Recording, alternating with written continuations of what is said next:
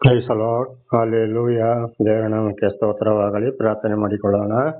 ಸರ್ವ ಸೃಷ್ಟಿಕರ್ತನ ತಂದೆಯ ದೇವರೇ, ಮಗನ ದೇವರೇ, ಪರಿಶುದ್ಧಾತ್ಮನೇ, ನಿಮ್ಮ ನಾಮಕ್ಕೆ ಸ್ತೋತ್ರ. ಈ ದಿವಸವು ಈ ಸಮಯವನ್ನು ನಮಗೆ ಕೊಟ್ಟದಕ್ಕಾಗಿ ನಿಮಗೆ ಸ್ತೋತ್ರ.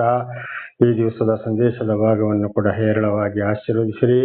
ಇದನ್ನು ಕೇಳುತ್ತಿರುವ ನನ್ನ ಸಹೋದರ ಸಹೋದರಿ ಕೂಡ ಚೆನ್ನಾಗಿ ಕೇಳಿ ಅರ್ಥ ಮಾಡಿಕೊಂಡು ನಿಮ್ಮ ವಾಕ್ಯಕ್ಕೆ ವಿಧೇಯರಾಗಿ ಜೀವಿಸಿ ಅವರ ಮಕ್ಕಳನ್ನು ಅದೇ ಮಾರ್ಗದಲ್ಲಿ ನಡೆಸಿ ಅವರೆಲ್ಲರೂ ನಿಮ್ಮ ಚಿತ್ತಾನುಸಾರ ಇತರರಿಗೆ ಸಾಕ್ಷಿಗಳಾಗುವಂತೆ ಮಾರ್ಪಡಿಸಿರಿ. ಹಾಗೆ ಮಾಡುವುದಕ್ಕಾಗಿ ಸ್ತೋತ್ರ. ಪವಿತ್ರ ಆತ್ಮರ ಮೂಲಕ ನಡೆಸುವುದಕ್ಕಾಗಿಯೂ ಸ್ತೋತ್ರ. ನಿಮ್ಮ ಪ್ರೀತಿ ಸಹಾಯದ ಏನೂ ಆಗದು. ನಿಮ್ಮೆಲ್ಲ ಪ್ರೀತಿಗಾಗಿಯೂ ಸ್ತೋತ್ರ. ಯೇಸುವಿನ ನಾಮದಲ್ಲಿ ಪ್ರಾರ್ಥಿಸಿದ್ದೇನೆ ನಮ್ಮ ತಂದೆಯ ಆಮೆನ್. ಇದನ್ನು ಕೇಳುತ್ತಿರುವ ನನ್ನ ಸಹೋದರ ಸಹೋದರಿ, ನಿಮಗೆ ಹೃದಯಪೂರ್ವಕವಾದಂತಹ ನಮಸ್ಕಾರಗಳು. ಈ ದಿವಸವು ನಿಮ್ಮನ್ನು ನಿಮ್ಮ ಮಕ್ಕಳನ್ನು ದೇವರು ಹೇರಳವಾಗಿ ಎಲ್ಲ ರೀತಿಯಲ್ಲಿಯೂ ಹೋದಲ್ಲಿಯೂ ಬಂದಲ್ಲಿಯೂ ಕೂಡ ಆಶೀರ್ವದಿಸಲಿ. ಈ ದಿವಸದ ಸಂದೇಶದ ಭಾಗವು 1 ಅರಸು 18ನೇ ಅಧ್ಯಾಯ 12ರಿಂದ 1 ಅರಸು 18-12 ದೇವರ ನಾಮಕ್ಕೆ ಸ್ತೋತ್ರವಾಗಲಿ. ಈಗ ನಾವು ವಚನದ ಕಡೆಗೆ ಹೋಗೋಣ. ನಿನ್ನೆವರೆಗೆ ನಾವು ತಿಳಿದುಕೊಂಡಿದ್ದೇವೆ. ಮುಂದೆ ಇವತ್ತು ನಾನು ನಿನ್ನನ್ನು ಬಿಟ್ಟು ಹೊರಟ ಕೂಡಲೇ ಯೆಹೋವನ ಆತ್ಮವು ನಿನ್ನನ್ನು ನನಗೆ ಗೊತ್ತಿಲ್ಲದ ಬೇರೊಂದು ಸ್ಥಳಕ್ಕೆ ಒಯ್ಯುವುದು. ನಾನು ಹೋಗಿ ಅಹಾಬನಿಗೆ ಹೇಳುವಲ್ಲಿ ನೀನು ಅವನಿಗೆ ಸಿಕ್ಕದೆ ಹೋದರೆ ಅವನು ನನ್ನನ್ನು ಕೊಂದು ಹಾಕುವನು. ನಾನು ಬಾಲಾರಭ್ಯ ಯೆಹೋವನಲ್ಲಿ ಭಯಭಕ್ತಿಯೂ ಉಳ್ಳವನಲ್ಲವೇ? ದೇವರ ನಾಮಕ್ಕೆ ಸ್ತೋತ್ರವಾಗಲಿ. ಹಲ್ಲೆಲೂಯಾ. ನೋಡಿ, ಅಹಾಬನ್ ಏನ್ ಮಾಡ್ತಾನೆ, ಎಲಿಯನನ್ನು ಕರ್ಕೊಂಡು ಅವನನ್ನು ಕೊಲೆ ಮಾಡ್ಲಿಕ್ಕೋಸ್ಕರ ಅವನು ಅವನ ಹೆಂಡತಿಯು ಕೂಡ ಸತ್ಯ ದೇವರು ಯಾರು, ನಿಜವಾದ ದೇವರು ಯಾರು ಅಂತ ಅವರು ದೇವರಿಂದ ಅಹಾಬನು ಆಯ್ಕೆಯಾದರೂ ಕೂಡ, ಅರಸನಾದರೂ ಕೂಡ ವಿಗ್ರಹಾಧನೆಗೆ ಹೋಗಿ ಅಲ್ಲಿ ಜನಗಳನ್ನ ತಪ್ಪಾದ ಮಾರ್ಗಕ್ಕೆ ನಡೆಸಿದ. ಹಾಗಲ್ಲಿ ಓಬದ್ಯನನ್ನ ಕಳಿಸ್ತಾ ಇದ್ದಾನೆ, ಹೋಗಿ ಅವನನ್ನ ಬರ ಹೇಳು ಅಂತೇಳಿ ಕೊಲೆ ಮಾಡ್ಲಿಕ್ಕೆ. ಆಗ ಇವನೇನು ಹೇಳ್ತಾನೆ, ಇಲ್ಲ, ಅವನೇ ಇಲ್ಲಿಗೆ ಬರ್ಲಿ, ನಾನು ಬರಕ್ಕಾಗೋದಿಲ್ಲ ಅಂತೇಳಿ. ಆಗ ಖಂಡಿತವಾಗಿ ನೀನು ಬರದಿದ್ದರೆ ಅವನನ್ನು ಕೊಂದು ಹಾಕ್ತಾನೆ ಅಂತೇಳಿ ಎಲಿಯನಿಗೆ ಬಹಳ ಬೇಸರದಿಂದ ಓಬದ್ಯನು ಹೇಳಿದ್ದಾನೆ ಈ ಮಾತನ್ನ. ಆದರೂ ಅವನು ಹೇಳಿದ ಕೆಲಸ ನಾನು ಮಾಡಲೇಬೇಕು, ಯಾಕೆಂದ್ರೆ ನಾನು ದೇವರಲ್ಲಿ ಭಯಭಕ್ತಿ ಇರುವನಲ್ಲವೇ ಅಂತ ಎಲಿಯನಿಗೆ ಹೇಳ್ತಾ ಇದ್ದಾನೆ. ಹಾಗೆ ಇದರ ಅರ್ಥ ಏನಪ್ಪಾ ಅಂದ್ರೆ, ನಾವು ಕೂಡ ಕೆಲಸ ಮಾಡೋರು ಅನೇಕರು ಅನ್ಯರು, ವಿಗ್ರಹಾರ್ಧಕರು, ಮಾಯಾಮಂತ್ರಿ, ಲೋಕದ ವಿಷಯಗಳ ಅವರ ಕೈ ಕೆಳಗಿದ್ದುಕೊಂಡು ಇವತ್ತು ನಾನಾ ತರದ ಕಂಪನಿಗಳಿರ್ಬೋದು, ಕೂಲಿ ಕೆಲಸ ಇರ್ಬೋದು, ಯಾವುದೇ ಇರ್ಬೋದು, ಅವರ ಕೈ ಕೆಳಗೆ ಕೆಲಸ ಮಾಡುವಾಗ ಅವರು ಹೇಳಿದ ಕೆಲಸವನ್ನು ನಾವು ಮಾಡಲೇಬೇಕು. ಆದರೆ ಇಲ್ಲಿ ಓಬದ್ಯನಿಗೂ ಹಾಗೆ ಆಯ್ತು. ಇದಕ್ಕೆ ಓಬದ್ಯನಲ್ಲಿ ಮಾತು ಹೇಳ್ತಾನೆ, ಯೆಹೋವನಲ್ಲಿ ಭಯಭಕ್ತಿ ಉಳ್ಳವನಲ್ಲವೇ ಅಂತೇಳಿ. ಆದರೆ ದೇವರಲ್ಲಿ ಭಯಭಕ್ತಿ ಇಟ್ಕೊಳ್ಬೇಕು. ಹಿರಿಯ ಅಧಿಕಾರಿಗಳು ಮತ್ತು ಅಥವಾ ಹಿರಿಯ ಸಾಹುಕಾರಗಳು ಇಂಥವ್ರು ಹೇಳಿದಾಗ ಅಲ್ಲಿ ಕೇಳಲೇಬೇಕು. ಇಲ್ಲದ್ರೆ ಅವರು ಶಿಕ್ಷೆ ಕೊಡ್ಬೋದು, ಸಂಬಳ ಕೊಡೋದಿರ್ಬೋದು, ನಾನಾ ರೀತಿ ತೊಂದರೆ ಮಾಡಬಹುದು. ಆಗ ಅವರಿಗೆ ವಿಧೇಯರಾಗಿ ಜೀವಿಸಲೇಬೇಕು. ಆದರೆ ಅದೆಲ್ಲವನ್ನು ದೇವರು ನೋಡೋರಾಗಿದ್ದಾರೆ. ದೇವರಲ್ಲಿ ಸರಿಯಾದ ಭಯಭಕ್ತಿ ಇಟ್ಟುಕೊಳ್ಳಬೇಕು, ದೇವರಲ್ಲಿ ಪ್ರಾರ್ಥನೆ ಮಾಡಿಕೊಳ್ಳಬೇಕು ಅಂತ ಇದರ ಅರ್ಥವಾಗಿದೆ. ದೇವರ ನಾಮಕ್ಕೆ ಸ್ತೋತ್ರ. 13ನೇ ವಚನ. ಈಜೆಬೆಳು ಯೆಹೋವನ ಪ್ರವಾದಿಗಳನ್ನು ಸಂಹರಿಸುತ್ತಿರುವಾಗ ನಾನು ಮಾಡಿದ್ದು ನನ್ನ ಸ್ವಾಮಿಯಾದ ನನಗೆ ತಿಳಿಸಲ್ಪಡಲಿಲ್ಲವೋ? ಅವರಲ್ಲಿ 100 ಮಂದಿಯನ್ನು ತೆಗೆದುಕೊಂಡು 50 ಮಂದಿಗಳನ್ನಾಗಿ ಗವಿಗಳಲ್ಲಿ ಅಡಗಿಸಿಟ್ಟು ಅನ್ನಪಾನಗಳನ್ನು ಕೊಟ್ಟು ಸಾಕಿದ್ದೇನಲ್ಲವೇ? ದೇವರ ನಾಮಕ್ಕೆ ಸ್ತೋತ್ರ. ಹಾಗೆ ನೋಡಿ ಏನ್ ಮಾಡಿದ್ರಲ್ಲಿ ಮತ್ತೆ ಹೇಳ್ತಾನೆ ಅವನು, ಯಾರೋ ಓಬದ್ಯ, ಈಜೆಬೆಳು ಅಂದ್ರೆ ಅಹಾಬನ ಹೆಂಡತಿ. ಅವಳು ದೇವರ ಸೇವಕರುಗಳನ್ನ ಅಲ್ಲಿ ಕೊಲ್ತಾ ಇರ್ಬೇಕಾದ್ರೆ ಅವರನ್ನ 50 ಮಂದಿಯನ್ನು ನಾನು ಬೇರೆ ಬೇರೆ ಗವಿಗಳಲ್ಲಿಟ್ಟು ಅನ್ನ ಕೊಟ್ಟು ಸಾಕ್ತಾ ಇದ್ದೇನಲ್ಲವೋ, ಇದು ದೇವರಿಗೆ ಗೊತ್ತಿಲ್ಲವೋ ಅಂತೇಳಿ ಓಬದ್ಯ ಏನ್ ಮಾಡ್ತಾನೆ, ಮತ್ತೆ ಎಲಿಯನಿಗೆ ಹೇಳ್ತಾ ಇದ್ದಾನೆ. ಅಲ್ಲಿ ಈ ರೀತಿ ದೇವರ ಸೇವೆ ಮಾಡಿದಾದ್ರೆ ಇದು ಅವನು ಆಬಾದನು ಅರಸನಿಗೆ ಇದು ವಿಷಯ ಗೊತ್ತಿಲ್ಲ. 14. ಹೀಗಿದ್ದರೂ ನೀನು ನನಗೆ ಎಲಿಯನು ಬಂದಿದ್ದಾನೆಂಬುದಾಗಿ ನಿನ್ನ ಒಡೆಯನಿಗೆ ತಿಳಿಸೆಂದು ಆಜ್ಞಾಪಿಸುತ್ತಿ, ಅವನು ನನ್ನನ್ನು ಕೊಲ್ಲುವನಲ್ಲವೋ ಎಂದು ಉತ್ತರ ಕೊಟ್ಟನು. ಹಾಗಿದ್ರು ಕೂಡ ನಾನು ಬರೋದಿಲ್ಲ ಅಂತೇಳಿ ನೀನು ಹೇಳ್ತಾ ಇದ್ದೀಯಾ, ಆಗ ಅವನನ್ನು ಕೊಳ್ಳೋದಿಲ್ವಾ ಅಂತ ಮತ್ತೆ ಓಬದ್ಯನು ಎಲಿಯನಿಗೆ ಭಿನ್ನಹ ಮಾಡ್ಕೊಳ್ತಾನೆ. ಆಗ ಎಲಿಯನು ಅವನಿಗೆ, ನಾನು ನನ್ನ ಸನ್ನಿಧಿ ಸೇವೆ ಮಾಡುತ್ತಿರುವ ಸೇನಾಧೀಶ್ವರನಾದ ಯೆಹೋವನೇ, ಈ ಹೊತ್ತು ಅಹಾಬನಿಗೆ ಹೇಗೂ ಕಾಣಿಸಿಕೊಳ್ಳುವೆನು ಅಂದನು. ನೋಡು, ಖಂಡಿತವಾಗಿ ನಾನು ಈ ಹೊತ್ತು ಅಹಾಬನಿಗೆ ಕಾಣಿಸಿಕೊಳ್ತೇನೆ. ನೀನು ಹೆದರಬೇಡ, ಹೋಗಿ ನಾನು ಬರೋದಿಲ್ಲ, ಹೋಗಿ ಹೇಳು ಅವನು ಬರೋದಿಲ್ಲ ಅಂತೇಳಿ. ಆದ್ರೂ ನಾನು ಅವನಿಗೆ ಕಾಣಿಸಿಕೊಂಡೇ ಕೊಳ್ತೇನೆ. ಯಾಕೆಪ್ಪ ಅಂದ್ರೆ ಇದರ ಅರ್ಥ, ದೇವರ ಆಜ್ಞೆ ಇಲ್ಲದೆ ಅವನು ಹೋಗೋದಿಲ್ಲ ಎಲಿಯ. ಹಾಗೆ ಇದು ಇವತ್ತು ದೇವರ ಆದುಕೊಂಡವರಿಗೂ ಕೂಡ ಒಂದು ಸಂದೇಶ ಏನಪ್ಪ ಅಂದ್ರೆ, ದೇವರ ಆಜ್ಞೆ ಇಲ್ಲದೆ ಯಾವ ಕೆಲಸವೂ ಮಾಡಬಾರದು. ನಾನು ಮಾಡುತ್ತೇನೆ, ಏನಾಗ್ತದೆ ನೋಡೋಣ, ಹಾಗೆ ಹೀಗೆ ಅಂತ ಹೋಗಬಾರದು. ದೇವರೊಂದಿಗೆ ಜೀವಿಸುವಾಗ ದೇವರೇ ನಮ್ಮ ಅವರಿಗಂತವರಿಗೆ, ದೇವರಾದುಕೊಂಡವರಿಗೆ ವಿಶೇಷವಾದ ಜ್ಞಾನವನ್ನು ಕೊಟ್ಟು ನಡೆಸ್ತಾರೆ. ಅದಕ್ಕೆ ವಿರುದ್ಧವಾಗಿ ಹೋಗಬಾರದು ಅಂತ ಇದರ ಅರ್ಥ. 16. ಓಬದ್ಯನು ಅಹಾಬನ ಬಳಿಗೆ ಹೋಗಿ ಅವನಿಗೆ ಈ ಮಾತನ್ನು ತಿಳಿಸಿದನು. ಅಹಾಬನು ಎಲಿಯನನ್ನು ಎದುರುಗೊಳ್ಳುವುದಕ್ಕಾಗಿ ಹೊರಟು ಹೋಗಿ ಅವನನ್ನು ಕಂಡ ಕೂಡಲೇ, ಇಸ್ರಾಯೇಲರಿಗೆ ಆಪತ್ತನ್ನು ಬರಮಾಡಿದವನೇ, ನೀನು ಬಂದೀಯಾ ಅಂದನು. ದೇವರ ನಾಮಕ್ಕೆ ಸ್ತೋತ್ರ. ಓಬದ್ಯ ಏನ್ ಮಾಡ್ದ? ಅಹಾಬನ ಬಳಿಗೆ ಹೋಗಿ, ಅರಸನ ಬಳಿಗೆ ಹೋಗಿ ಎಲಿಯ ಹೇಳಿದ್ದನ್ನೆಲ್ಲ ಅವರಿಗೆ ಹೇಳಿದ. ಆಗ ಎಲಿಯನನ್ನು ಎದುರುಗೊಳ್ಳುವುದಕ್ಕಾಗಿ ಹೊರಟು ಹೋಗಿ ಅವನನ್ನು ಕಂಡ ಕೂಡಲೇ ಅಹಾಬನು ಎಲಿಯನನ್ನು, ಆಗ ಏನ್ ಮಾಡ್ತಾನೆ, ಅವನಿಗೆ ಸಿಟ್ಟು ಬಂದು ಅಹಾಬನು, ಓಹೋ ಇವನು ನನಗಿತ್ತು ದೊಡ್ಡ ಮನುಷ್ಯನೋ ಅಂತೇಳಿ ಅವನು ಎಂತವಂತ ಹೋಗಿ ನೋಡೇ ಬಿಡುತ್ತೇನೆ ಅಂತ ಗರ್ವ ಅಹಂಕಾರದಲ್ಲಿ ಮಾತನಾಡಿದ್ದಿರಬಹುದು. ಇಲ್ಲಿ ಅವನನ್ನು ಎದುರುಗೊಟ್ಟ ಕೂಡಲೇ, ಇಸ್ರಾಯೇಲರಿಗೆ ಆಪತ್ತನ್ನು ಬರಮಾಡಿದವನೇ, ನೀನು ಬಂದೀಯಾ ಅಂದನು. ಹೋದ ಕೂಡಲೇ ಎಲಿ ಏನ್ ಹೇಳ್ತಾನೆ, ಇಸ್ರಾಯೇಲರನ್ನು ಹಾಳು ಮಾಡಿದವನೇ, ನೀನು ಬಂದಿದ್ದೀಯಾ ಇಲ್ಲಿಗೆ ಅಂತೇಳಿ ಎಲಿಯ ಅಹಾಬನಿಗೆ ವಿರೋಧವಾಗಿ ಮಾತಾಡಿದ. ದೇವರ ನಾಮಕ್ಕೆ ಸ್ತೋತ್ರ. ಆದ್ರೆ ಎಲಿಯನನ್ನು ಹೋಗದ ಹಾಗೆ ತಡೆದಿದ್ದು ಯಾರಲ್ಲಿ? ದೇವರೇ ತಡೆದಿದ್ದಾರೆ. ಆಗ ಅವನ ಎದುರಾಗಿ ಅವನೇ ಅರಸನೇ ಅವನ ಹತ್ರ ಬಂದ ಕೂಡಲೇ ಏನ್ ಹೇಳ್ತಾನೆ, ಇಸ್ರಾಯೇಲನ್ನು ಹಾಳು ಮಾಡಿದವನೇ, ನೀನು ಇಲ್ಲಿಗೆ ಬಂದೀಯಾ ಅಂತ. 18. ಅದಕ್ಕೆ ಅವನು ಅವರಿಗೆ, ಆಪತ್ತನ್ನು ಬರಮಾಡಿದವನು ನಾನಲ್ಲ, ಯೆಹೋವನ ಆಜ್ಞೆಯನ್ನು ಉಲ್ಲಂಘಿಸಿ ಬಾಳನ ವಿಗ್ರಹಗಳನ್ನು ಪೂಜಿಸಿದ ನೀನು ನಿನ್ನ ಮನೆಯವರು ಅದಕ್ಕೆ ಕಾರಣರು ಅಂತೇಳಿ ಉತ್ತರ ಕೊಟ್ಟ. ದೇವರ ನಾಮಕ್ಕೆ ಸ್ತೋತ್ರವಾಗಲಿ. ಹೇಳ್ತಾನೆ ಎಲಿಯ ಅಹಾಬನಿಗೆ, ಅರಸನಿಗೆ, ನಾನಲ್ಲ ಆಪತ್ತನ್ನು ಬರಮಾಡಿದ್ದು ಇಸ್ರಾಯೇಲರಿಗೆ, ನೀನು ಆಪತ್ತನ್ನೇ ಬರಮಾಡಿದ್ದೀಯಾ. ದೇವರ ಆಜ್ಞೆಯನ್ನು ಉಲ್ಲಂಘಿಸಿ ವಿಗ್ರಹಗಳನ್ನು ಪೂಜಿಸಿ ಅದಕ್ಕೆ ಅವರನ್ನು ಹಾಳು ಮಾಡಿದ್ದು ನೀನು ಮತ್ತು ನಿನ್ನ ಮನೆಯವರು ಅಂತ. ದೇವರ ನಾಮಕ್ಕೆ ಸ್ತೋತ್ರ. ಹಾಗೆ ಇದರಲ್ಲಿ ಬಹಳಷ್ಟು ವಿಷಯಗಳನ್ನು ಈಗ ನಾವಲ್ಲಿ ತಿಳಿದುಕೊಳ್ಬೇಕಾಗಿದೆ. ಅನೇಕರು ಇವತ್ತು ನೋಡಿ, ಯಾರು ಗುರೂಜಿಗಳು, ಸ್ವಾಮೀಜಿಗಳು, ಪಾಸ್ಟರ್ಗಳು, ಫಾದರ್ಗಳು, ಬ್ರಾಹ್ಮಣರು, ಮಠಾಧೀಶ್ವರುಗಳು, ಆ ಸ್ವಾಮೀಜಿಗಳು, ಈ ಸ್ವಾಮೀಜಿಗಳು ಅಂತ ಹೇಳಿ ಅವರಿಗೆ ಗೊತ್ತಿದ್ದು ಏನ್ ಮಾಡ್ತಾ ಇದ್ದಾರೆ? ವಿಗ್ರಹ ಪೂಜೆಗಳನ್ನ ಮಾಡಿಸ್ತಾ ಇದ್ದಾರೆ. ಅಂಥವರೇ ಇವತ್ತು ಅನೇಕರು ಮಾಯ ಮಂತ್ರ ಮಾಡಿ ಕೊಡ್ತಾ ಇದ್ದಾರೆ, ಭಸ್ಮ ಮಂತ್ರಿಸಿ ಕೊಡ್ತಾ ಇದ್ದಾರೆ, ಪಂಚಾಂಗ ನೋಡ್ತಾ ಇದ್ದಾರೆ, ನೂಲು ಮಂತ್ರಿಸಿ ಕೊಡ್ತಾ ಇದ್ದಾರೆ, ತಾಯ್ತಿ ತಗೊಳ್ಳೋ ಯಂತ್ರತಂತ್ರಗಳನ್ನ ಮಾಡಿ ಕೊಡ್ತಾ ಇದ್ದಾರೆ. ಆಗ ಇಂಥವರಲ್ಲಿ ಇವರು ದೇವರ ಹೆಸರು ಹೇಳಿದ್ರು, ಏನೇ ಹೇಳಿದ್ರು, ಯಾವ ಬಣ್ಣ ಎಷ್ಟೇ ದೊಡ್ಡ ಮಠ, ಮಂದಿರ, ದೇವಸ್ಥಾನ, ಚರ್ಚು, ಮಸೀದಿ ಕಟ್ಟಿಕೊಂಡಿದ್ರು ಕೂಡ ಏನಾಗಿದೆ ಇದು? ಅಂಥವರಲ್ಲಿ ಸೈತಾನಿದ್ದಾನೆ. ಬಾಳ ದೇವತೆ ವಿಗ್ರಹ ಅವು ದೇವರಿಂದ ಆಯ್ಕೆಯಾದವರು ಅಲ್ಲ, ಅವರವರ ಹೊಟ್ಟೆಪಾಡಿಗಾಗಿ ಇರುವುದು.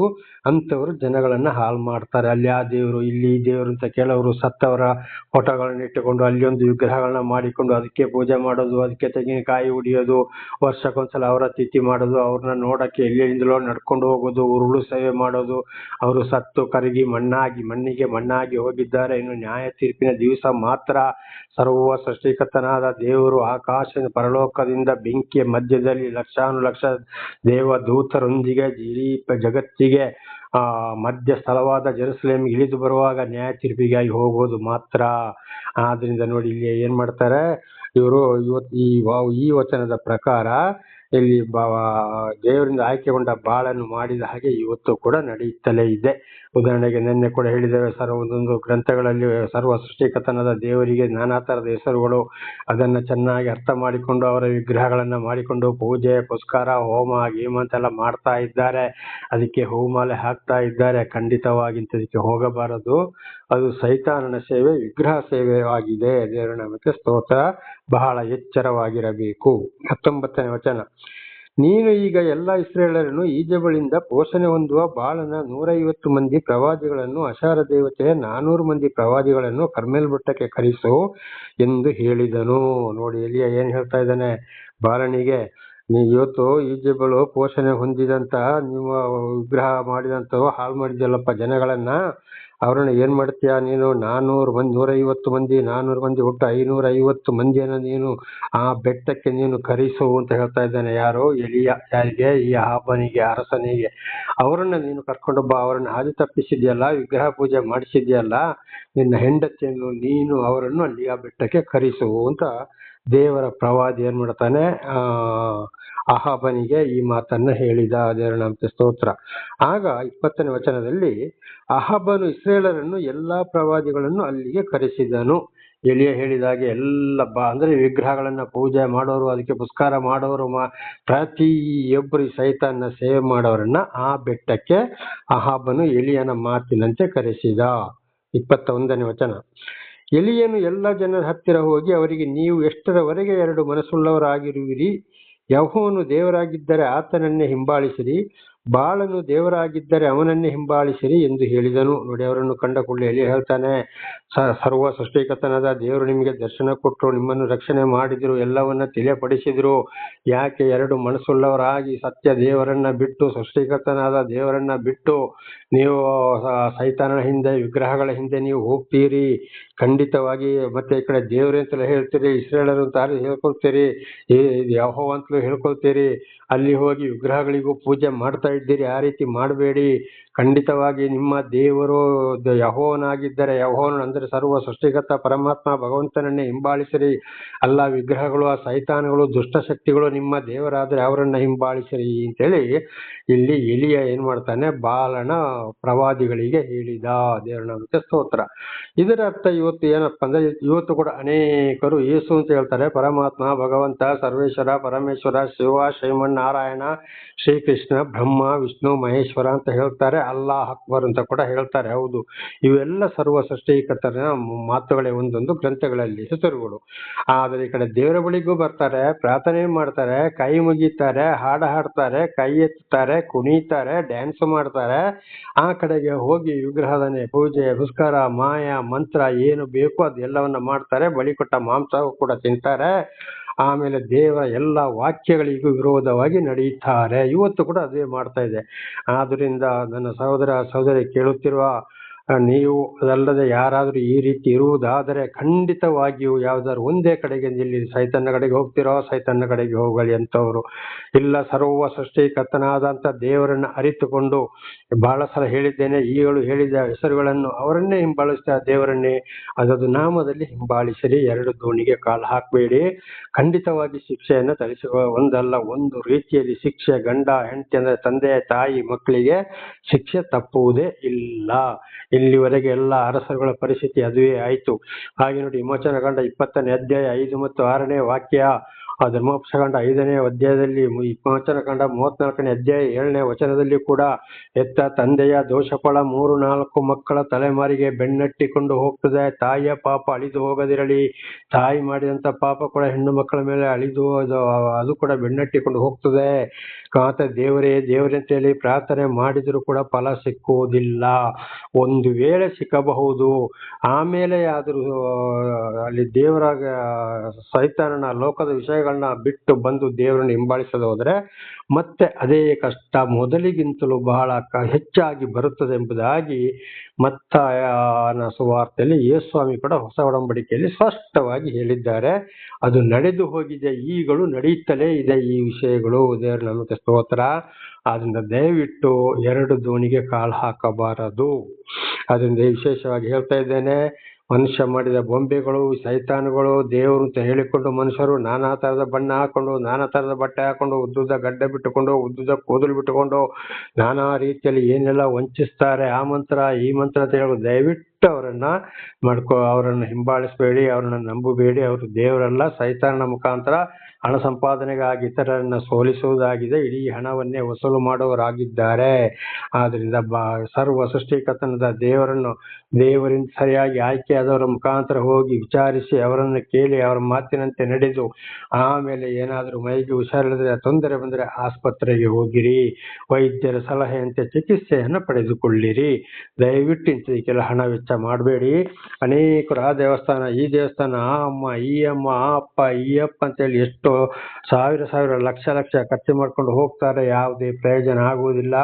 ಬರುವಾಗ ಅನೇಕ ಆಕ್ಸಿಡೆಂಟ್ಗಳು, ಕಡೆಗೆ ಹೆಣಗಳಿಗೆ ವಾಪಸ್ ಬರುವುದಿದೆ, ವಾಹನಗಳಿಗೆ ಬೆಂಕಿ ಹಿಡಿಯೋದು ಇದೆ. ಕಾರಣ ಏನಪ್ಪಾ ಅಂದರೆ, ಸರ್ವ ಸೃಷ್ಟಿಕರ್ತ ಭಗವಂತ ಪರಮಾತ್ಮ ಯೇಸು ಕ್ರಿಸ್ತನು ಹೇಳಿದ್ದಾರೆ, ನನ್ನನ್ನು ಹುಡುಕಿಕೊಂಡು ನೀವು ಎಲ್ಲಿಗೂ ಹೋಗಬೇಡಿರಿ ಇಲ್ಲಿ ನೀವು ಎಲ್ಲಿ ನನ್ನ ನಾಮವನ್ನೆತ್ತಿ ಪ್ರಾರ್ಥಿಸ್ತೀರೋ, ನಿಜವಾದ ನನ್ನ ಮೇಲೆ ನಂಬಿಕೆ ಇಟ್ಟು ನೀವು ಪ್ರಾರ್ಥಿಸುವುದಾದರೆ ಅಲ್ಲೇ ನಾನಿದ್ದೇನೆ ಎಂಬುದಾಗಿ. ಖಂಡಿತವಾಗಿ ದೇವರು ಇಡೀ ಭೂಮಿ ಎಷ್ಟಾಗಲ, ಆಕಾಶ ಎಷ್ಟು ಅಗಲದಲ್ಲಿದ್ದಾರೆ, ಪಾತಾಳದಿಂದ ಪರಲೋಕದ ಕಡೆಗೂ ಇದ್ದಾರೆ. ಅವರು ಈಗ ಒಂದು ಆತ್ಮಶಕ್ತಿ, ಆತ್ಮ ಸ್ವರೂಪನಾಗಿದ್ದಾರೆ. ಅಗ್ನಿಸ್ತಂಭ, ಮೇಘಸ್ತಂಭ, ವಾಣಿ ಶಬ್ದವಾಗಿದ್ದಾರೆ. ಅವರಿಗೆ ರೂಪವಿಲ್ಲ. ದೇವರ ನಾಮಕ್ಕೆ ಸ್ತೋತ್ರವಾಗಲಿ. ಹಲ್ಲೆಲೂಯಾ. ಹಾಗೆ ಇರುವುದಾದರೆ, ವಿಗ್ರಹಗಳು ದೇವರುಗಳು ಆಗುವುದಾದರೆ, ಈ ಮಠ ಮಂದಿರಗಳು ಇವರೆಲ್ಲ ದೇವರುಗಳು ಆಗುವುದಾದರೆ, ಖಂಡಿತವಾಗಿ ಅನೇಕ ಇವತ್ತು ಭೂಕಂಪ, ಸುನಾಮಿಗಳು, ಬಿರುಗಾಳಿಗಳು ಬರ್ತವೆ, ಬೆಟ್ಟ ಕುಸಿಯುತ್ತವೆ, ಎಲ್ಲ ದೇವಸ್ಥಾನ, ಚರ್ಚುಗಳು, ಮಸೀದಿಗಳು, ಮಂದಿರಗಳು ಎಲ್ಲ ನಾಶವಾಗಿ ಹೋಗ್ತಾವಲ್ಲ. ಯಾಕೆ ಹೋಗ್ತವೆ? ದೇವರಿಗೆ ಅದು ಬೇಕಾಗಿಲ್ಲ. ಅಲ್ಲಿ ನಡೆಯೋದು ಬರೀ ಅನ್ಯಾಯ. ಆದ್ರಿಂದ ಸರ್ವ ಸೃಷ್ಟಿಕರ್ತನಾದ ದೇವರನ್ನ ಆಯಾಯ ಜನಗಳು ಅವರವರ ಗ್ರಂಥದಲ್ಲಿ ಚೆನ್ನಾಗಿ ಅರಿತುಕೊಂಡು ಅದಕ್ಕೆ ವಿಧೇಯರಾಗಿ ಜೀವಿಸಿದರೆ ಮಾತ್ರ ಆಶೀರ್ವಾದ. ಎರಡು ಕಡೆಗೆ ಕಾಲ ಹಾಕಿದರೆ ಖಂಡಿತವಾಗಿ ಆಶೀರ್ವಾದ ಸಿಕ್ಕುವುದಿಲ್ಲ. ಖಂಡಿತವಾಗಿ ಏನಾಗ್ತದೆ? ಅಲ್ಲಿ ಸಿಕ್ಕುವುದಿಲ್ಲ. ದೇವರ ನಾಮಕ್ಕೆ ಸ್ತೋತ್ರವಾಗಲಿ. ಹಲ್ಲೆಲೂಯಾ. ಈಗ 21ನೇ ವಚನ. ಎಲೀಯನು ಎಲ್ಲಾ ಜನರ ಹತ್ತಿರ ಹೋಗಿ ಅವರಿಗೆ, ನೀವು ಎಷ್ಟರವರೆಗೆ ಎರಡು ಮನಸ್ಸುಳ್ಳವರಾಗಿರುವಿರಿ? ಯೆಹೋವನು ದೇವರಾಗಿದ್ದರೆ ಆತನನ್ನು ಹಿಂಬಾಲಿಸಿರಿ, ಬಾಲನು ದೇವರಾಗಿದ್ದರೆ ಅವನನ್ನು ಹಿಂಬಾಲಿಸಿರಿ ಎಂದು ಹೇಳಿದನು. ಜನರು ಇದಕ್ಕೆ ಏನು ಉತ್ತರ ಕೊಡದೆ ಸುಮ್ಮನಿರುವುದನ್ನು ಕಂಡು ಅವನು ತಿರುಗಿ ಅವರಿಗೆ, ನೋಡಿ, ಎಲೀಯನು ಈ ಬಾಲನ ಪ್ರವಾದಿಗಳಿಗೆ ಇಷ್ಟು ಮಾತಾಡಿದಾಗ ಏನು ಉತ್ತರ ಕೊಡಲಾಗ್ಲಿಲ್ಲ. ಸುಮ್ಮನೆ ಇದ್ದರು ಎಲೀಯನ ಮಾತು ಕಟ್ಟಿಕೊಂಡು. ಯಾಕೆಂದ್ರೆ ಅವರಲ್ಲಿ ತಪ್ಪು ಇದೆ. ಎಲೀಯನು ಹೇಳಿದ ಮಾತು ಸತ್ಯವಾಗಿದೆ. ಹಾಗೆ ಇವತ್ತು ಕೂಡ ನಾವು ಒಬ್ಬೊಬ್ಬರ ಹತ್ರ ಇದೇ ವಿಚಾರ, ದೇವರ ಸತ್ಯ, ಎಲ್ಲ ಗ್ರಂಥಗಳು, ಹಿಂದೂ, ಮುಸ್ಲಿಂ, ಕ್ರಿಶ್ಚಿಯನ್, ಇಂಥ ಗ್ರಂಥಗಳ ಪ್ರಕಾರವಾಗಿ ಕೆಲವು ಜನಗಳೊಂದಿಗೆ ಮಾತನಾಡಿದಾಗ ಅವರಿಗೆ ಏನು ಉತ್ತರ ಕೊಡಲು ಆಗುವುದಿಲ್ಲ. ವಿಶೇಷವಾಗಿ ಬೈಬಲ್ಗಳನ್ನು ಹಿಡ್ಕೊಂಡು ನಾವಿಂಥವ್ರು ತಿರುಗಾಡ್ತಾರೆ. ಯೂಟ್ಯೂಬಲ್ಲಿ ಬಹಳ ಮಾತಾಡ್ತಾರೆ, ಏನೇನೋ ಮಾಡ್ತಾರೆ. ಅವರಿಗೆ ಸರಿಯಾಗಿ ದೇವರ ವಾಕ್ಯದ ಪ್ರಕಾರ ಮಾತಾಡಿದರೆ ಅವರಿಗೆ ಉತ್ತರ ಕೊಡಕ್ಕೆ ಆಗುವುದಿಲ್ಲ. ಬದಲಾಗಿ ಸರಿಯಾಗಿ ಯಾರು ಮಾತಾಡ್ತಾರೋ ಅವರನ್ನ ದೂಷಣೆ ಮಾಡಿಕೊಂಡು ಬೈಕೊಂಡು ತಿರುಗಾಡೋರು ಆಗಿದ್ದಾರೆ.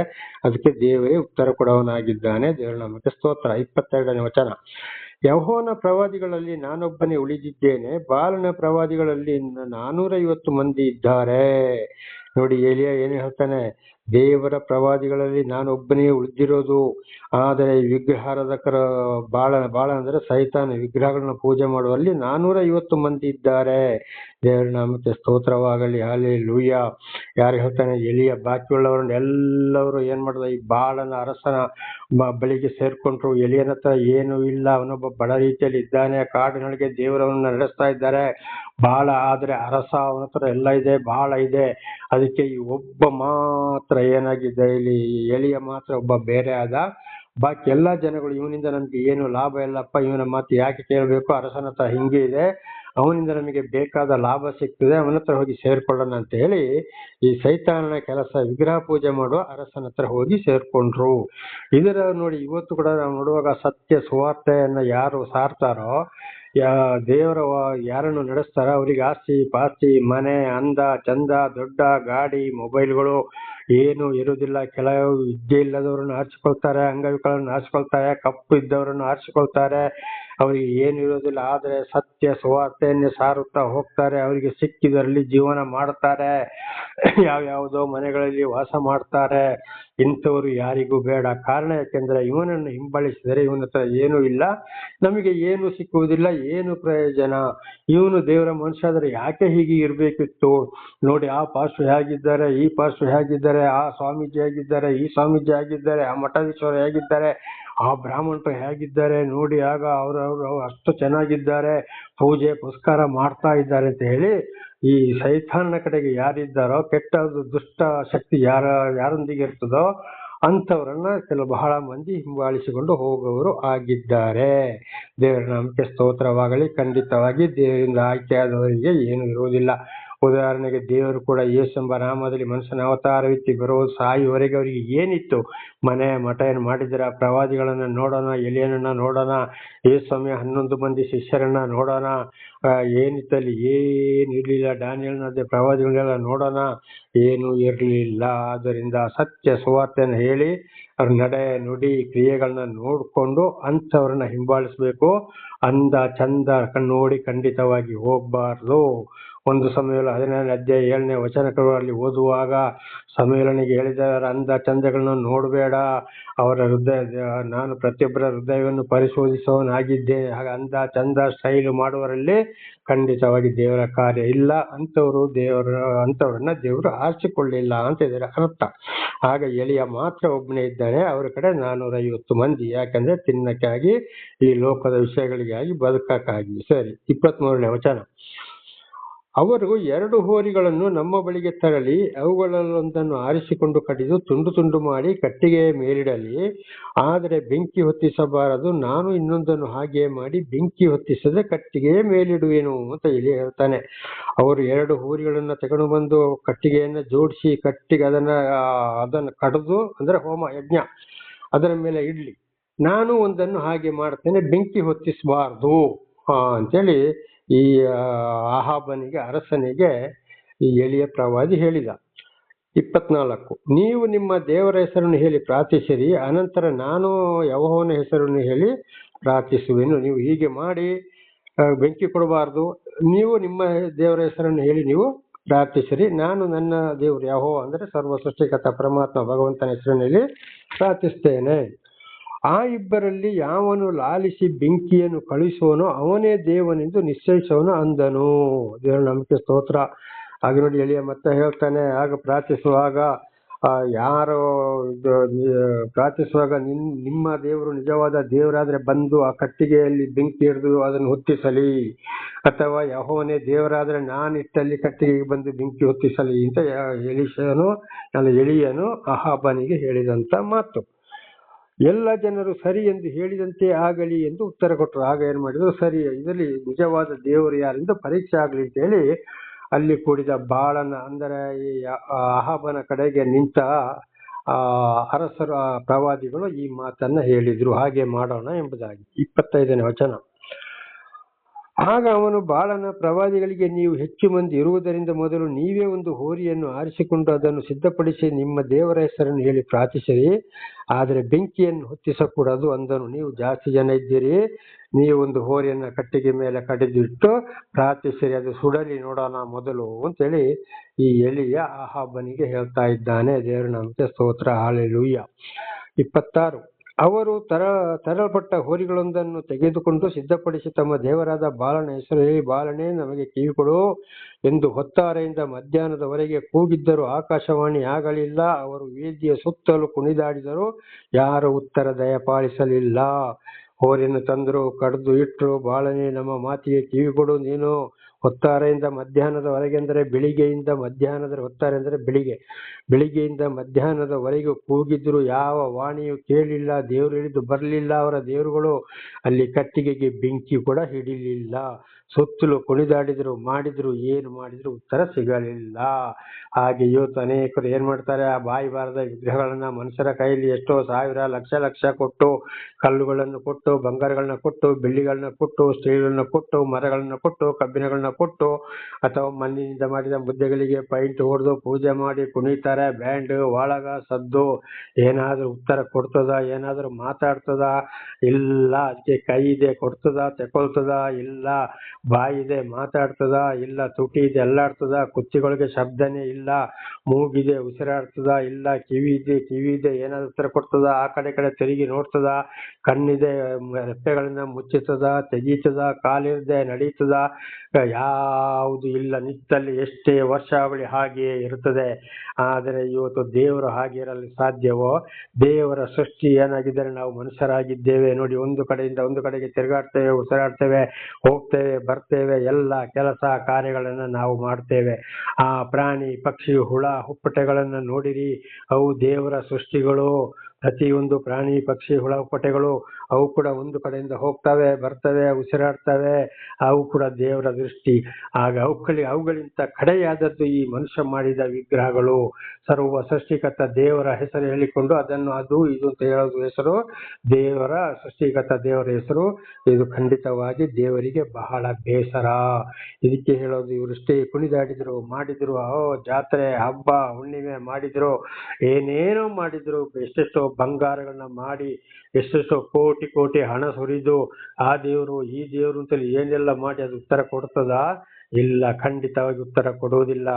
ಬೇಕಾದ್ರೆ ಕಣ್ಣಿಗೆ ಚುಚ್ಚನ, ಏನಾದ್ರೂ ಕಣ್ಣು ಮುಚ್ಚಿತದ, ತೆಗೀತದ, ಮೂಗಿಗೆ ಚುಚ್ಚನ, ಕಿವಿಗೆ ಚುಚ್ಚನ, ಬಾಯಿಗೆ ಚುಚ್ಚನ, ಕೈಗೆ ಹೊಡಿಯೋಣ, ಕಾಲಿಗೆ ಹೊಡಿಯೋಣ, ಏನಾದ್ರೂ ಮಾತಾಡ್ತದ, ಅದನ್ನ ಪುಡಿ ಪುಡಿ ಮಾಡಿದ್ರು ಏನಾದ್ರೂ ಮಾತಾಡ್ತದ? ಮಾತಾಡೋದಿಲ್ಲ. ಆದ್ರೆ ದೇವರ ಸೃಷ್ಟಿಗಳಾದ ನಮಗೊಂದು ಪೆಟ್ಟಾದ್ರೆ ಎಷ್ಟು ನೋವಾಗ್ತದೆ. ಕಾರಣ ದೇವರ ಜೀವ ನಮ್ಮಲ್ಲಿದೆ, ನಾವು ದೇವರ ಸೃಷ್ಟಿ. ಹಾಗೆ ಒಂದು ಪ್ರಾಣಿ ಪಕ್ಷಿಗೆ ಹೊಡೆದಾಗ ಅವುಗಳಿಗೂ ಕೂಡ ನೋವಾಗ್ತವೆ, ಕೂಗ್ತವೆ, ಕರೀತವೆ. ಆಗ ನಿಜವಾಗ್ಲೂ ಇವು ದೇವರುಗಳೆಲ್ಲ. ಅದು ಯೆರೆಮೀಯನ ಗ್ರಂಥದಲ್ಲಿ ಯೆರೆಮೀಯನ ಮುಖಾಂತರ ದೇವರು ಹೇಳಿದ್ದಾರೆ, ವಿಗ್ರಹಗಳು ಹೆತ್ತ ಹೆಣಗಳಿಗೆ ಸಮಾನ ಅಂತ. ಅಲ್ಲ ಸಾರಿ, ಸತ್ತ ಹೆಣಗಳಿಗೆ. ಈಗ ಸತ್ತ ಹೆಣ, ಅವನು ಮನುಷ್ಯ ಸತ್ತ ಮೇಲೆ ಅದನ್ನು ಏನಾಗ್ತದೆ, ಅದರ ಬಡಿಗೆ ಮೇಲೆ ಇಟ್ಟು ಅದನ್ನ ಸುಡಕ್ಕೆ ಅಥವಾ ಸಮಾಧಿ ಮಾಡಕ್ಕೆ ಹೊತ್ತುಕೊಂಡು ಹೋಗ್ಬೇಕು. ಹಾಗೆ ಈ ಸೃಷ್ಟಿಕರ್ತನಾದ ದೇವರ ಹೆಸರು ಹೇಳ್ಕೊಂಡು ನಾನಾ ತರದ ಬೊಂಬೆಗಳನ್ನ ಮಾಡಿಕೊಂಡು ಅದನ್ನ ಹೊತ್ತುಕೊಂಡು ಹೋಗೋದು, ಅಥವಾ ಬೇರೆ ಸೈತಾನ ವಿಗ್ರಹಗಳು, ಆ ಬೇರೆ ಬೇರೆ ದೇವರುಗಳು ಅಂತ ಹೇಳಿಕೊಂಡು ಅದು ಒಂದು ಕಡೆಯಿಂದ ಒಂದು ಕಡೆಗೆ ಹೋಗ್ತದೆ, ಅದನ್ನ ಹೊತ್ತುಕೊಂಡು ಹೋಗ್ಬೇಕು. ಆಗ ಅಂತ ವಿಗ್ರಹಗಳು ಈ ಸತ್ತ ಹೆಣಗಳಿಗೂ ಸಮಾನವಾಗಿವೆ. ದೇವರು ಸರ್ವ ಸೃಷ್ಟಿಕರ್ತನಾದ ದೇವರು. ಇವತ್ತು ಕೂಡ ನೋಡಿ, ಗುಡುಗು ದೇವರ ಧ್ವನಿಯಾಗಿದೆ, ಬೆಂಕಿ ದೇವರ ಮಾತಾಗಿದೆ. ಅದು ನೋಡಿ, ಇವತ್ತು ಆಕಾಶದಲ್ಲಿ ಮಳೆಗಾಲದಲ್ಲಿ ಜೋರಾಗಿ ಗುಡುಗು ಬಂದಾಗ ಆ ಸಿಡಿಲು ಭೂಮಿಗೆ ಇರಿದು ಬರುವುದು ಅಂದ್ರೆ ಸಾಕ್ಷಾತ್ ಸೃಷ್ಟಿಕರ್ತನಾದ ಭಗವಂತ ಪರಮಾತ್ಮ ಯೇಸು ಕ್ರಿಸ್ತ ಅಲ್ಲಾಹ್ ಅಕ್ಬರ ಮಾತಾಗಿದೆ. ಬೆಂಕಿಯ ರೂಪದಲ್ಲಿ ಭೂಮಿಗೆ ಬರುವುದು ಆ ಮಾತಿನ ಶಬ್ದವಾಗಿದೆ, ಗುಡುಗಾಗಿದೆ, ಕಣ್ಣಿಗೆ ಕಾಣುವುದಿಲ್ಲ. ಆದ್ರೆ 2025ನೇ ವರ್ಷದ ಹಿಂದೆ ಮನುಷ್ಯನ ಅವತಾರವಿತ್ತಿ ಬಂದು ಅನೇಕ ವಿಷಯಗಳು ಗೊತ್ತಿದೆ. ಅದನ್ನ ಆಮೇಲೆ ಅವರು ವಾಪಸ್ಸು ಏರಿ ಹೋದರು. ಹಾಗೆ ಇವತ್ತು ಏನಾಗಿದೆ ಅಂದ್ರೆ, ಹೀಗೆ ದೇವರು ಇವತ್ತು ಆತ್ಮ ಸ್ವರೂಪನಾಗಿದ್ದಾರೆ. ಅವರಿಗೆ ರೂಪವಿಲ್ಲ. ಮನುಷ್ಯನಾಗಿ ಬಂದರು, ಮಾತಾಡಿದ್ರು, ಊಟ ಮಾಡಿದ್ರು, ನಿದ್ದೆ ಮಾಡಿದ್ರು, ಹಾಗೆ ಹೋದರು. ಈಗ ನಮಗೆ ದೇವರು ದರ್ಶನ ಕೊಡುವುದು ಇವತ್ತು ಆಯಾ ಜನಗಳಿಗೆ ಆಯಾ ಗ್ರಂಥಗಳ ಮೂಲಕ. ಹಾಗೆ ಇಲ್ಲಿ ಏನಾಯ್ತು, ಇವರು ಕುಣಿದಾಡಿದ್ರು, ಮಾಡಿದ್ರು, ಏನೇ ಉತ್ತರ ಸಿಗಲಿಲ್ಲ. 27ನೇ ವಚನ. ಮಧ್ಯಾಹ್ನವಾದ ನಂತರ ಎಲಿಯನು ಅವರನ್ನು ಪರಿಹಾಸ್ಯ ಮಾಡಿ, ಗಟ್ಟಿಯಾಗಿ ಕೂಗಿರಿ, ಅವನು ದೇವರಾಗಿರುತ್ತಾನಲ್ಲ. ಈಗ ಒಂದು ವೇಳೆ ಅವನು ಧ್ಯಾನದಲ್ಲಿರಬಹುದು ಅಂತ ಅವರನ್ನು ಹೀಯಾಳಿಸ್ತಾನೆ. ಇನ್ನು ಜೋರಾಗಿ ಕೂಗಿ ಖರ್ಚಿ, ಅವನೇನಂದ್ರೆ ಅವನು ಧ್ಯಾನದಲ್ಲಿರಬಹುದು, ಅಂದ್ರೆ ದೇವರನ್ನು ಪ್ರಾರ್ಥಿಸ್ತಾ ಇರಬಹುದು ಮೌನವಾಗಿ. ಗಟ್ಟಿಯಾಗಿ ಕೂಗಿರಿ ಅಂತ ಅವರನ್ನ ಬಾಲನ ಕಡೆಯವರನ್ನ, ಈ 450 ಮಂದಿಯನ್ನ ಅಪಹಾಸ್ಯ ಮಾಡಿದ ಯಾರು? ಎಲಿಯ ಪ್ರವಾದಿ. ಮುಂದೆ, ಇಲ್ಲವೇ ಯಾವುದೋ ಕೆಲಸದಲ್ಲಿ ಅಥವಾ ಪ್ರಯಾಣದಲ್ಲಿರಬೇಕು. ನೋಡಿ, ಮತ್ತು ಹೇಳಿಸ್ತಾನೆ, ಯಾವುದೋ ಕೆಲಸ ಮಾಡ್ತಾ ಇರಬೇಕು ನಿಮ್ಮ ದೇವರು, ಇಲ್ಲಂದ್ರೆ ಎಲ್ಲಿಗೋ ಪ್ರಯಾಣದಲ್ಲಿ ಹೋಗ್ತಾ ಇರಬೇಕು. ಆದ್ದರಿಂದ ಅವನು ಉತ್ತರ ಕೊಡುವುದಿಲ್ಲ ಅಂತ. ಅದು ಇಲ್ಲದಿದ್ದರೆ ನಿದ್ರೆ ಮಾಡುತ್ತಿದ್ದಾನು. ನೋಡಿ, ಅದು ಅಲ್ಲದೆ ನಿದ್ರೆ ಮಾಡ್ತಾ ಇದ್ದಾನಂತ ಎಲಿಯ ಪ್ರವಾದಿ ಮತ್ತು ಇವರನ್ನ ಚುಚ್ಚುತ್ತಾ ಇದ್ದಾನೆ. ಎಚ್ಚರವಾಗಬೇಕು ಎಂದು ಹೇಳಿದನು. ಎಚ್ಚರವಾಗಬೇಕು. 28. ಅವರು ಗಟ್ಟಿಯಾಗಿ ಕೂಗಿ ತಮ್ಮ ಪದ್ಧತಿಯ ಪ್ರಕಾರ ಈಟಿ ಕತ್ತಿಗಳಿಂದ ರಕ್ತ ಸೋರುವಷ್ಟು ಗಾಯ ಮಾಡಿಕೊಂಡರು. ಎಷ್ಟೇ ಕಿರ್ಚಿದರು, ಬಾಯಿ ಬಡಿದ್ರು, ಆ ದೇವರು ಉತ್ತರ ಕೊಡ್ಲಿಲ್ಲ, ಬರಲಿಲ್ಲ, ಆಕಾಶವಾಣಿ ಆಗ್ಲಿಲ್ಲ, ಕಟ್ಟಿಗೆಗೆ ಬೆಂಕಿ ಹಿಡಿಲಿಲ್ಲ. ಅವರಿಗೆ ಸಿಟ್ಟು ಬಂದು ಅವರ ಮೈಗೆ ಅವರೇ ಚುಚ್ಚಿಕೊಂಡು ಗಾಯ ಮಾಡಿಕೊಂಡರು. ಏನು ಪ್ರಯೋಜನವಾಯಿತು? ಅವರ ತಪ್ಪುಗಳು ಅವರಿಗೆ ತಿರುಗಿ ಬಾಣವಾಯಿತು. ಹಾಗೆ ಇವತ್ತು ಕೂಡ ಅನೇಕರು ಏನ್ ಮಾಡ್ತಾ ಇದ್ದಾರೆ, ಹೋಗಿ ಅಡ್ಡ ಬಿದ್ದ, ಅಯ್ಯೋ ಆ ಕಷ್ಟ, ಈ ಕಷ್ಟ, ಹಾಗೆ ಮಾಡು, ಹೀಗೆ ಮಾಡು, ನನಗಿಷ್ಟು, ನಿನಗಿಷ್ಟು ಬೆಳ್ಳಿ ಕೊಡ್ತೇನೆ, ಇಷ್ಟು ಬಂಗಾರ ಕೊಡ್ತೇನೆ, ಇಷ್ಟು ಬಟ್ಟೆ ಕೊಡ್ತೇನೆ, ಇಷ್ಟು ಅಕ್ಕಿ ಕೊಡ್ತೇನೆ, ಇಷ್ಟು ಗೋಧಿ ಕೊಡ್ತೇನೆ, ಇಷ್ಟು ಎಣ್ಣೆ ಕೊಡ್ತೇನೆ, ನಾನಾ ತರದ ಹರಿಕೆಗಳು. ಏನಾದ್ರೂ ಉದ್ಧಾರ ಆಗಿದಾವ? ಸಾಧ್ಯವಿಲ್ಲ. ಉತ್ತರ ಸಿಕ್ಕಿದೆಯೋ? ಇಲ್ಲ. 29. ಮಧ್ಯಾಹ್ನದಿಂದ ನೈವೇದ್ಯ ಸಮರ್ಪಣೆಯ ಹೊತ್ತಿನವರೆಗೂ ಪರವಶರಾಗುವ ಕೂಗುತ್ತಾ ಇದ್ದರು. ನೋಡಿ, ಮಧ್ಯಾಹ್ನ ಯಾವದ್ಯ ಅಂದ್ರೆ ಯಾವಾಗಲೂ ಅವರು ಸರ್ವಾಂಗ ಹೋಮ ಮಾಡುವಂತ ಸಮಯದವರೆಗೂ ಅಲ್ಲಿವರೆಗೂ ಕೂಗುತ್ತಾ ಇದ್ದರು, ಬೆಳಿಗ್ಗೆಯಿಂದ ಮಧ್ಯಾಹ್ನದವರೆಗೆ. ಆದರೂ ಆಕಾಶವಾಣಿ ಆಗಲಿಲ್ಲ, ಯಾವನು ಅವರಿಗೆ ಉತ್ತರ ಕೊಡಲಿಲ್ಲ, ಅವರನ್ನು ಲಕ್ಷಿಸಲಿಲ್ಲ. ಆದರೂ ಒಂದೇ ಒಂದು ಮಾತು ಅವರ ದೇವರವರಿಗೆ ಉತ್ತರ ಕೊಡ್ಲಿಲ್ಲ, ಲಕ್ಷಿಸಲಿಲ್ಲ. ಯಾವುದಿಲ್ಲ, ಇವರು ಕೂಗಿದ್ದು, ಕಿಚ್ಚಾಡಿದ್ದು, ಮೈಗೆ ಗಾಯ ಮಾಡಿಕೊಂಡಿದ್ದೇ ಬಂತು. 30ನೇ ವಚನ. ಹಾಗೆ ನೋಡಿ, ವಿಗ್ರಹಗಳ ಕೆಲಸಗಳು ಇದ್ವಿ. ಆದ್ದರಿಂದ ದಯವಿಟ್ಟು ಯಾರು ವಿಗ್ರಹಗಳ ಬಳಿಗೆ ಹೋಗಬಾರ್ದು. 10 ದಶಾಜ್ಞೆಗಳಿಗೆ ವಿರೋಧವಾಗಬಾರ್ದು. ಸರ್ವ ಸೃಷ್ಟಿಕರ್ತನಾದ ದೇವರು ಆಯಾ ಜನಗಳಿಗೆ ಆಯಾ ಗ್ರಂಥಗಳ ಮೂಲಕ ಹೇಳಿದ್ದನ್ನ ಕೈಗೊಂಡು ನಡೆದಾಗ ಮಾತ್ರ ದೇವರಿಂದ ಆಶೀರ್ವಾದ. ತಪ್ಪಿ ಹೋದರೆ ಶಿಕ್ಷೆಯನ್ನು ಅನುಭವಿಸಲೇಬೇಕು. ದೇವರನ್ನು ದೂಷಿ ಪ್ರಯೋಜನವಿಲ್ಲ. 30ನೇ ವಚನ. ಅನಂತರ ಎಲಿಯನು ಎಲ್ಲ ಜನರನ್ನು ಹತ್ತಿರಕ್ಕೆ ಕರೆಯಲು ಅವರು ಬಂದರು. ಆಮೇಲೆ ಅವ್ರದ್ದು ಮುಗಿದು ಹೋಯ್ತು. ಎಲಿಯ ಏನ್ ಮಾಡ್ದ, ಆ 450 ಮಂದಿಯನ್ನ ಎಲಿಯ ಇಲ್ಲಿಗೆ ಬನ್ನಿ ಅಂತ ಕರೆದ. ಎಲಿಯನ ಹತ್ರ ಬಂದ್ರು. ಅವನು ಹಾಳಾಗಿದ್ದ ಅಲ್ಲಿನ ಯೆಹೋವನ ವೇದಿಯನ್ನು ತಿರುಗಿ ಕಟ್ಟಿಸಿದನು. ಅಲ್ಲಿ ದೇವರ ಒಂದು ಸರ್ವ ಸೃಷ್ಟಿಕರ್ತನ ದೇವರ ಆಲಯ ಇತ್ತು. ಅದು ಯಾರು ಪೂಜೆ ಪುರಸ್ಕಾರ ಮಾಡದೆ ಹಾಳಾಗಿ ಹೋಗಿತ್ತು. ಕಾರಣ ಯಾಕೆ, ಈ ಅರಸ ಇವರನ್ನ ವಿಗ್ರಹದ ಕಡೆಗೆ ನಡೆಸಿದ್ನಲ್ಲ, ಇದರ ಕಡೆಗೆ ಯಾರು ಗಮನ ಕೊಡ್ಲಿಲ್ಲ. ಆದ್ರಿಂದಲೇ ಹಾಳಾಗಿ ಹೋಯಿತು. ತಿರುಗಿ ಕಟ್ಟಿಸಿದ. ಯೆಹೋವನಿಂದ ಇಸ್ರಾಯೇಲನೆಂಬ ಹೆಸರು ಹೊಂದಿದ ಯಾಕೋಬನ ಮಕ್ಕಳಿಂದ ಉತ್ಪತ್ತಿಯಾದ ಕುಲಗಳ ಸಂಖ್ಯೆಗೆ ಸರಿಯಾಗಿ 12 ಕಲ್ಲುಗಳನ್ನು ತೆಗೆದುಕೊಂಡು ಯೆಹೋವನ ಹೆಸರಿಗೋಸ್ಕರ ಒಂದು ವೇದಿಯನ್ನು ಕಟ್ಟಿಸಿ ಅದರ ಸುತ್ತಲೂ 20 ಸೇರು ಬೀಜವರಿ ನೆಲವನ್ನು ಅಗಿಸಿ ಕಾಲುವೆ ಮಾಡಿಸಿದನು. ದೇವರು ನಮಗೆ ಸ್ತೋತ್ರದಲ್ಲಿ ಉತ್ಪತ್ತಿ ಮಾಡಿದ ಯಾಕೋಬನ 12 ಮಂದಿ ಇಸ್ರಾಯೇಲ್ ಸಂತಾನ. ಹಾಗೆ 12ಗೆ ಸಂಖ್ಯೆಗೆ ಸರಿಯಾಗಿ 12 ಕಲ್ಲುಗಳನ್ನು ತೆಗೆದುಕೊಂಡು ಒಂದೊಂದು ವಂಶಕ್ಕೆ ಒಂದು ಕಲ್ಲುಗಳನ್ನು ತೆಗೆದುಕೊಂಡು ಅಲ್ಲಿ ಇಟ್ಟು ಅದರ ಸುತ್ತಲೂ ಏನ್ ಮಾಡ್ದ, 20 ಸೇರು ಬೀಜವರಿ ನೆಲವನ್ನಾಗಿಸಿ ಕಾಲುವೆ ಮಾಡಿಸಿದನು. ಅಲ್ಲಿ ಹೊಲ ಮಧ್ಯದಲ್ಲಿ ನಿಲ್ಲಿಸಿ ಅಲ್ಲಿಗೆ ನೀರು ಬರುವ ಹಾಗೆ ಮಾಡಿದನು. ಅಂದ್ರೆ ಇಸ್ರಾಯೇಲ್ ಸಂತಾನ 12 ಕುಲಗಳು ಒಂದೊಂದು ಕುಲಗಳಿಗೆ ದೇವರಿಂದ ಆಯ್ಕೆಯಾಗಿದ್ದು. ಆದ್ರಿಂದ ಅಲ್ಲಿ 12 ಕಂಬಗಳನ್ನ 12 ಕಲ್ಲುಗಳನ್ನು ತಂದು ಅಲ್ಲಿ ಇಟ್ಟು ಅದರ ಸುತ್ತಲೂ ನೀರು ಬರುವ ಹಾಗೆ ಮಾಡಿದನು. ಯಾರು? ಎಲಿಯ ಪ್ರವಾದಿ. ದೇವರ ನಾಮಕ್ಕೆ ಸ್ತೋತ್ರವಾಗಲಿ. ಇದು ನಾಳೆಗೂ ಮುಂದುವರಿದು ಪ್ರಾರ್ಥನೆ ಮಾಡಿಕೊಳ್ಳೋಣ. ಸರ್ವ ಸೃಷ್ಟಿಕರ್ತನ ತಂದೆಯ ದೇವರೇ, ಮಗನ ದೇವರೇ, ಪರಿಶುದ್ಧಾತ್ಮನೇ, ನಿಮ್ಮ ನಾಮಕ್ಕೆ ಸ್ತೋತ್ರ ಸ್ವಾಮಿ. ಇವತ್ತನೇ ಸಂದೇಶವನ್ನು ನನ್ನ ಸಹೋದರ ಸಹೋದರಿಗೆ ತಿಳಿಸಲು ನೀವು ಆಶೀರ್ವಾದ ಮಾಡಿದ್ದೀರಿ. ನಾನು ಕೂಡ ಚೆನ್ನಾಗಿ ತಿಳಿದುಕೊಳ್ಳುವಂತೆ ಆಶೀರ್ವಾದ ಮಾಡಿದಕ್ಕಾಗಿ ಸ್ತೋತ್ರ. ಇದನ್ನು ಸಂಪೂರ್ಣವಾಗಿ ಕೇಳಿದವರು ಕೇಳುತ್ತಿರುವುದು ಅರ್ಥ ಮಾಡಿಕೊಂಡು ಎಲ್ಲ ಈ ಲೋಕದ ವಿಷಯ ಸೈತಾನ ಕಾರ್ಯಗಳನ್ನು ಬಿಟ್ಟು ಸತ್ಯ ದೇವರಾದ ನಿಮ್ಮನ್ನೇ ಹಿಂಬಾಲಿಸಿ ಆಶೀರ್ವಾದವನ್ನು ಹೊಂದುವಂತೆ ಅವರ ಮೇಲೆ ಕರುಣೆ ಪ್ರೀತಿ ಇರಲಿ. ಅವರ ಮಕ್ಕಳಿಗೆ ಅವರನ್ನು ತಿಳಿಸಿ ಇತರರಿಗೂ ಸಾಕ್ಷಿಗಳಾಗುವಂತೆ ಮಾರ್ಪಡಿಸಿರಿ. ಒಂದು ವೇಳೆ ಈ ವಾಕ್ಯಕ್ಕೆ ತಪ್ಪಿ ಹೋದರೂ ಕ್ಷಮಿಸಿರಿ ಸ್ವಾಮಿ. ಅವರು ಖಂಡಿತವಾಗಿಯೂ ಅನೇಕ ಸುಳ್ಳು ಬೋಧಕರು, ಪ್ರವಾದಿಗಳು, ಯಾಜಕರು, ಗುರುಜಿಗಳು, ಸ್ವಾಮೀಜಿಗಳು, ಮಠಾಧೀಶರು, ಬ್ರಾಹ್ಮಣರು ಅಂತ ಹೇಳಿ ಜನಗಳನ್ನ ಬಹಳ ತಪ್ಪಾದ ಮಾರ್ಗದಲ್ಲಿ ನಡೆಸ್ತಾ ಇದ್ದಾರೆ. ಅವರಿಗೆ ದರ್ಶನ ಕೊಟ್ಟು ಅವರನ್ನು ರಕ್ಷಿಸಿರಿ. ನಿಮ್ಮಿಂದಲೇ ಪಾಪ ಪರಿಹಾರ, ನಿಮ್ಮಿಂದಲೇ ರಕ್ಷಣೆ. ನಿಮ್ಮನ್ನು ಬಿಟ್ಟು ಏನು ಮಾಡಲಾಗದು. ನೀವು ಮಾಡಿದಂತಹ ಮಾಡುತ್ತಿರುವ ಇನ್ನೊಂದು ಮಾಡುವ ಎಲ್ಲ ಉಪಕಾರಗಳಿಗಾಗಿ ಕೃತಜ್ಞತಾ ವಂದನೆಗಳು. ಯೇಸುವಿನ ನಾಮದಲ್ಲಿ ಪ್ರಾರ್ಥಿಸಿದ್ದೇನೆ ನಮ್ಮ ತಂದೆ, ಆಮೇನ್. ಇದನ್ನು ಕೇಳುತ್ತಿರುವ ನನ್ನ ಸಹೋದರ ಸಹೋದರಿಯರೇ, ನಿಮಗೂ ನನ್ನ ಹೃದಯಪೂರ್ವಕವಾದ ಧನ್ಯವಾದಗಳು.